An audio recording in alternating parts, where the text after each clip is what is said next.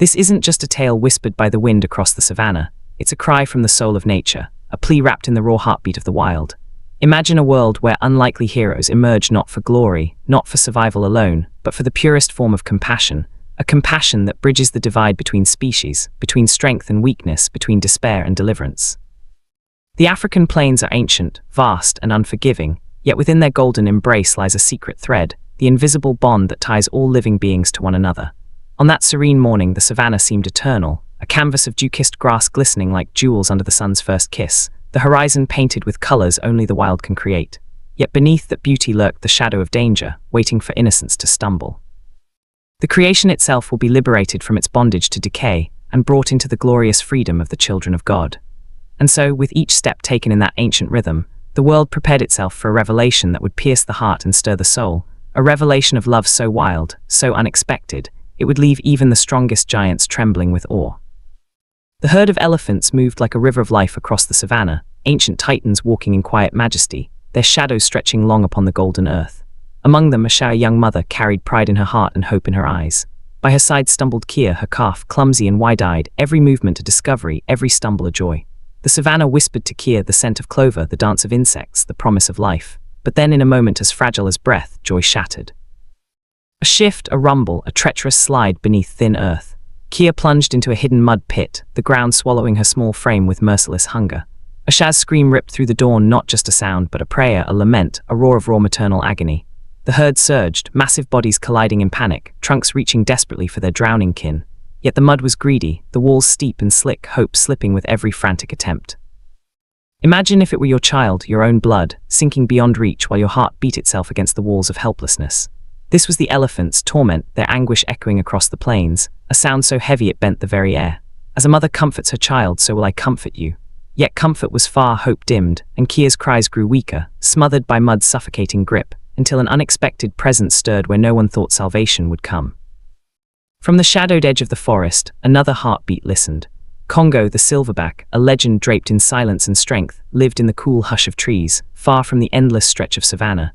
His life was marked by stillness, by wisdom carved deep into the furrows of his brow and the quiet power of his gaze. But that morning, the wind carried a cry not meant for silence. The trumpet of elephants, desperate, fractured, soaked in fear, reached his ears, and something stirred in him that the forest alone could not contain.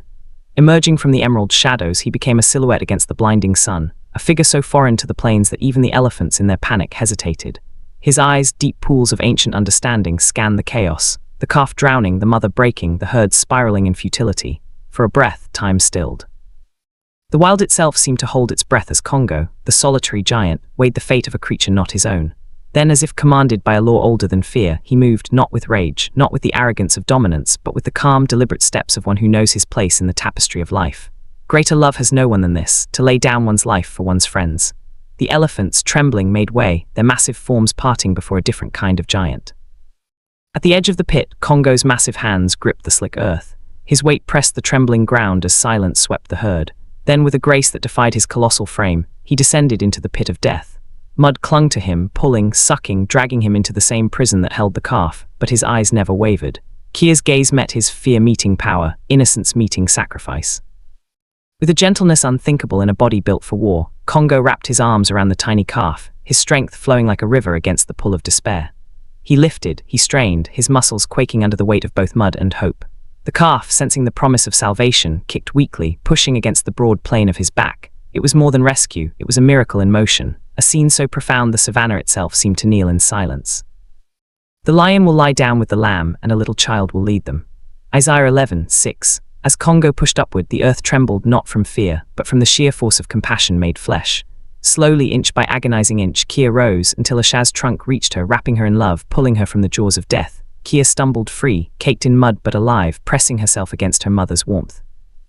Asha's rumble rolled through the plains, not just relief but thanksgiving, a hymn carried by the wind. The herd froze, not in panic now, but in reverence. Congo, his body smeared in mud, dragged himself from the pit, his chest heaving, his eyes searching. And then silence. Elephants, those towering matriarchs of the earth, bowed their massive heads toward him, a gesture older than language, older than history itself.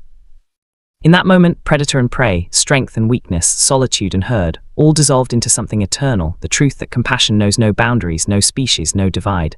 The righteous care for the needs of their animals, but the kindest acts of the wicked are cruel. Proverbs 12:10. Congo turned back toward the forest, carrying no glory, seeking no witness, only the quiet sanctuary of trees. Yet his act remained, etched into the memory of the savannah, whispered forever in the wind, a story not of dominance but of love, the kind of love that changes hearts, the kind of love that makes us believe again. Sparkles. And so this isn't just an animal rescue.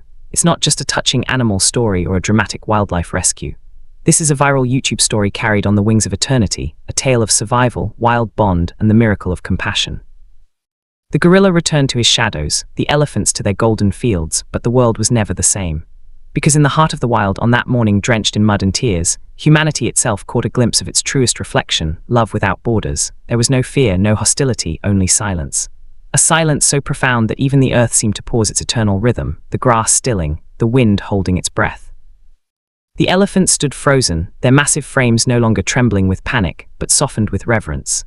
Their eyes, dark wells of memory and emotion, locked onto Congo's mud-caked form, not with suspicion, not with animal instinct, but with gratitude so deep it felt eternal. Above them, a lone bird, perched on the highest branch of an acacia tree, ceased its morning song as though the universe itself had commanded silence. Even a great African rock python, coiled like a living shadow in the distance, seemed to sense the shift in the air, predator and prey alike bowing if only for a moment to the sacred truth unfolding before them. The wolf shall dwell with the lamb, and the leopard shall lie down with the goat, and a little child shall lead them.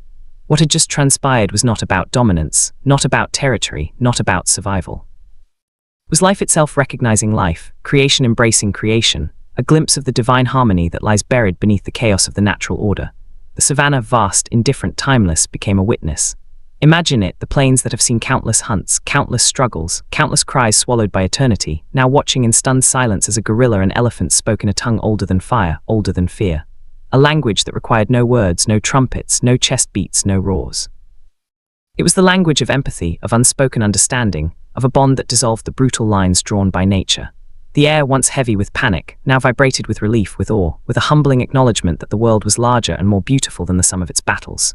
Congo lingered at the edge of the pit, his massive chest heaving with breath, his dark eyes meeting Asha's tearful gaze. There was no triumph there, no demand for recognition, only quiet knowing. Asha lowered her great head, her trunk draped around her calf in trembling relief, her gaze never leaving his.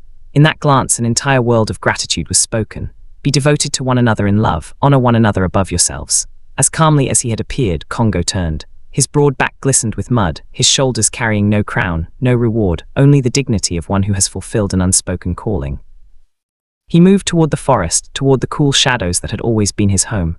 The elephants did not trumpet, they did not stamp the ground. Their silence was their thank you, more powerful than any roar of celebration. They watched until his silhouette melted back into the green, swallowed by the sanctuary of leaves and whispers. In their stillness, truth resonated. Compassion had blossomed in the most unlikely of places, weaving a bridge between two distant worlds. The righteous care for the needs of their animals. For that one breathtaking moment, survival was not the law, love was, this extra row.